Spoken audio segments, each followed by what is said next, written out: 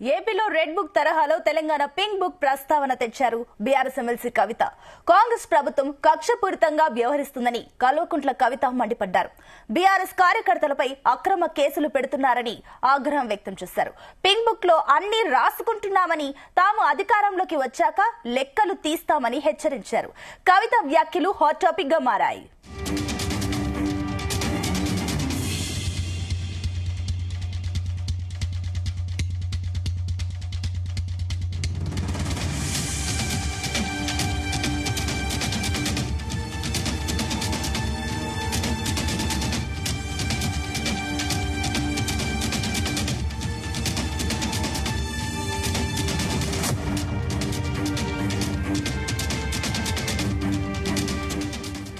ఏపీలో red book తరహాలో తెలంగాణలో పింక్ బుక్ ప్రస్తావన తెచ్చారు బీఆర్ఎస్ ఎమ్మెల్సీ కవిత. కాంగ్రెస్ ప్రభుత్వం కక్షపూరితంగా వ్యవహరిస్తుందని కల్వకుంట్ల కవిత మండిపడ్డారు. బీఆర్ఎస్ కార్యకర్తలపై అక్రమ కేసులు పెడుతున్నారని ఆగ్రహం వ్యక్తం చేశారు. పింక్ బుక్ లో అన్ని రాసుకుంటున్నామని, తాము అధికారంలోకి వచ్చాక లెక్కలు తీస్తామని హెచ్చరించారు. కవిత వ్యాఖ్యలు హాట్ టాపిక్ గా మారాయి.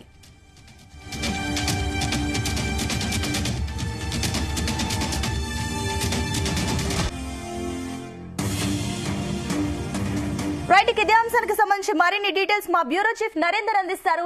ఎస్ నరేందర్, కవిత వ్యాఖ్యలు ఇప్పుడు ఏ రకంగా చూడాలి? రైట్ సునీత, బీఆర్ఎస్ కీలక నేత ఎమ్మెల్సీ కల్వకుంట్ల కవిత మరోసారి సంచలన వ్యాఖ్యలు చేశారనే మనం భావించాలి. తరచుగా ఈ మధ్య కాలంలో కేటీఆర్ తో, హరీష్ రావు తో సహా ఈ మధ్యలో కవిత కూడా ఈ మధ్య కాలంలో జిల్లాల పర్యటనలు చేస్తుంది, జనాలను కలిసే ప్రయత్నం చేస్తుంది, పార్టీని స్ట్రెంథన్ చేసేయడంలో, ఆమెకంటూ ఒక మార్పు చేయడంలో ప్లాన్ చేసుకుంటూ ముందుకెళ్తున్నటువంటి పరిస్థితి. అయితే ప్రజెంట్ ఒక సంచలన వ్యాఖ్యలు చేసింది.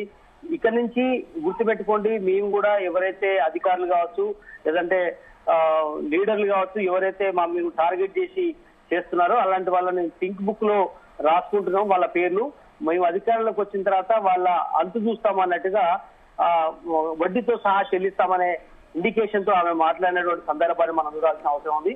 ఎందుకంటే బీఆర్ఎస్ కార్యకర్తలపై అక్రమ కేసులు ఈ మధ్య కాలంలో ఎక్కువగా పెడుతున్నారు, ఇది ప్రతిదీ గమనిస్తున్నాం అన్నటువంటి విషయం మీద ఆమె చెప్పే ప్రయత్నం చేశారు. మేము అధికారంలోకి వచ్చిన తర్వాత వీటన్నిటిని కూడా తిరిగి మళ్ళీ వడ్డీతో సహా చెల్లిస్తామనే విషయం కూడా చెప్పారు. లెక్కలు ఎలా రాయాలో మాకు తెలుసు, మీ లెక్కలు ఖచ్చితంగా తీస్తామని కూడా చెప్పారు. కాంగ్రెస్ ప్రభుత్వం కక్షపూరితంగా వ్యవహరిస్తోంది. రైతు డిక్లరేషన్ పై నిలదీస్తారని రాహుల్ గాంధీ వరంగల్ పర్యటనకు రాకుండా మానేశారు అనే విషయాన్ని కూడా ఈ సందర్భంగా మాట్లాడారు. ఎందుకంటే ప్రభుత్వానికి అంత భయం ఎందుకు? సామాజిక మాధ్యమాల్లో చిన్న విమర్శ చేసినా కూడా సీఎం రేవంత్ రెడ్డి వెంటనే వేరే వాళ్ళతో కేసులు పెట్టించడం కానీ, లేదంటే అధికారులు వాళ్ళ ఇళ్ల దగ్గరికి వచ్చి వాళ్ళని ఇబ్బందులకు గురి చేయడం లాంటివి చేస్తున్నారని కూడా ఆమె సందర్భంగా. మరొక అంశం చూస్తే కూడా ఇక్కడ క్లియర్ గా ఏపీలో అటు లోకేష్ ది రెడ్ బుక్ ని ఇంక్లూడ్ చేస్తే ఇప్పుడు కవిత ఈ పింక్ బుక్ ప్రస్తావన తీసుకొచ్చారనుకోవచ్చా? అది సక్సెస్ఫుల్ గా తీసుకెళ్తున్నారు కాబట్టి ఆ ప్లాన్ ఇక్కడ స్ట్రాటజీ వర్కౌట్ అవుతుంది అనుకోవచ్చా? సునీత, నేను అదే చెప్తున్నాను.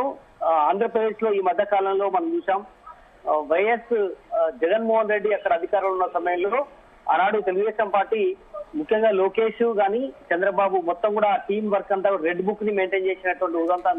ప్రతిదీ మేము రెడ్ బుక్ లో రాసుకుంటున్నాము, మేము వచ్చిన తర్వాత వడ్డీతో సహా చెల్లిస్తామని లోకేష్ చాలా సందర్భాల్లో మాట్లాడినటువంటి పరిస్థితి మనం గమనించాం. ఇప్పుడు ఆ రెడ్ బుక్ ని ఒక్కొక్కటి పేర్లు చూసుకుంటూ జగన్మోహన్ రెడ్డి అనుసరించినటువంటి విధానం కావచ్చు, ఆనాడు ఎవరైతే అధికారులు వేధించారో, నేతలు ఎవరైతే ఉన్నారో వాళ్ళందరినీ ఇప్పుడు ఒక్కొక్కరి పరిస్థితి లెక్కతో సహా చెల్లిస్తామన్న విషయం కూడా చెప్పినటువంటి ప్రయత్నం చూసాం. అదే పార్టీకి సంబంధించినటువంటి మరో నేత కూడా మరొక డైరీ ఓపెన్ చేస్తున్నామని చెప్పారు. ఈ మధ్య కాలంలో జగన్మోహన్ రెడ్డికి సంబంధించినటువంటి నేత అంబటి రాంబాబుకి గ్రీన్ బుక్ ఓపెన్ చేస్తున్నామని చెప్పారు.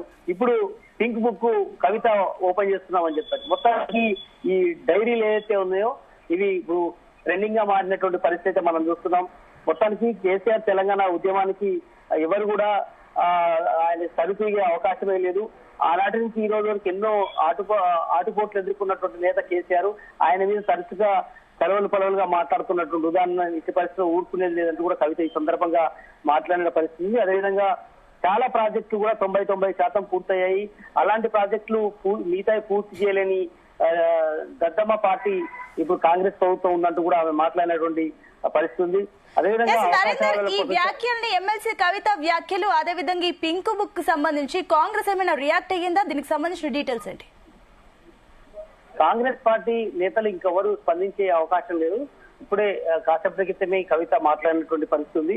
మొత్తానికి కడియం శ్రీహరితో పాటు మిగతా పార్టీ నేతలందరూ కూడా ఒక్కొక్కరిగా 10 మంది వెళ్ళినటువంటి నేపథ్యంలో, ఎమ్మెల్సీలు కూడా కొంతమంది పార్టీ మారిన నేపథ్యంలో వాళ్ళందరూ కూడా ఇప్పుడు ఏ ముఖం పెట్టుకుని అక్కడ ఉంటున్నారు, మీకు ఏం పనులు కావట్లేదు, అదే సమయంలో అక్కడ ఉండడానికి ఎలా ఇంట్రెస్ట్ ఉంటుందని కూడా అవకాశాల కోసం మీరు ఇలా మాట్లాడుతున్నారంటూ కూడా కడియం శ్రీహరి ఉద్దేశించి కూడా మాట్లాడుతుంది. ఇది సుప్రీంకోర్టులో పిటిషన్ దాఖలు చేసినంత వీళ్ళందరి మీద ఫిరాయింపుల చట్టం కింద వాళ్ళను ఖచ్చితంగా పోవాల్సిన పరిస్థితి ఏర్పడుతుంది. అక్కడ ఎన్నికలు వచ్చే అవకాశం అయితే ఉంటుందన్న విషయం కూడా చెప్పే ప్రయత్నం చేశారు. ఉప ఎన్నికలు వస్తే ఖచ్చితంగా బీఆర్ఎస్ పార్టీ అధిక స్థానాల్లో గెలుచుకునే పరిస్థితి కనిపిస్తుందని కూడా చెప్పారు. అదేవిధంగా కాంగ్రెస్ ప్రభుత్వం రాకముందు పిసిసి అధ్యక్షుడిగా ఉన్నటువంటి రేవంత్ రెడ్డి చాలా అడ్డగోలు హామీలు ఇచ్చారు. ఇప్పుడు ఒక్కడు కూడా నెరవేర్చలేని పరిస్థితి ఉంది.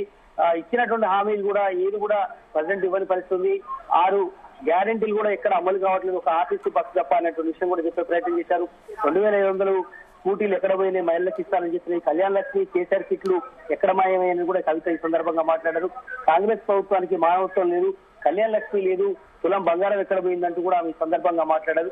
ఆడబిడ్డలను మోసం చేసిన మహమ్మారి కాంగ్రెస్ ప్రభుత్వం అంటూ కూడా కవిత ఈ సందర్భంగా మాట్లాడినటువంటి పరిస్థితి. ఫీజు రియంబర్స్ విషయంలో కానీ, రైతు భరోసా పేరిట రైతులను మోసం చేసినటువంటి విధానం రేవంత్ సర్కార్ అంటూ కూడా ఈ సందర్భంగా మాట్లాడారు.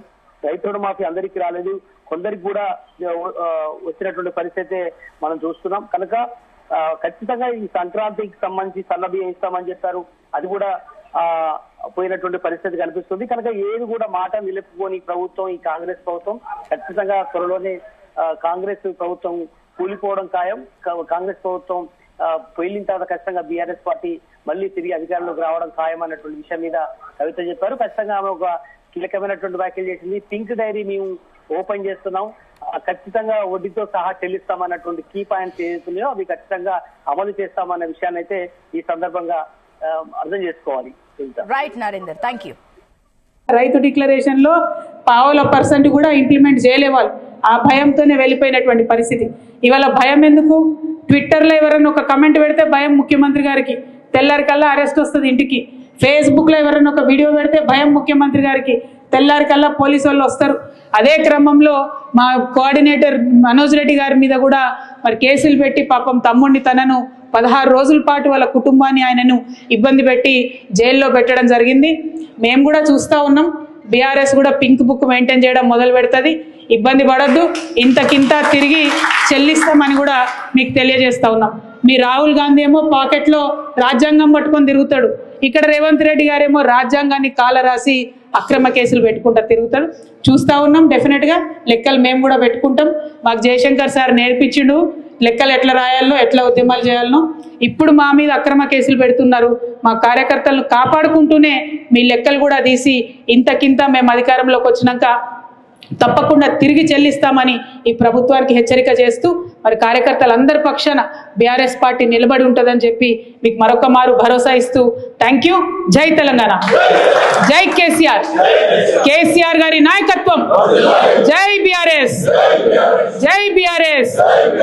జై బీఆర్ఎస్ అంటే జై జై బీఆర్ఎస్ అన్నారు, జై కేసీఆర్ అంటే జై జై కేసీఆర్. జై బీఆర్ఎస్, జై బీఆర్ఎస్, జై కేసీఆర్, జై కేసీఆర్. Thank you.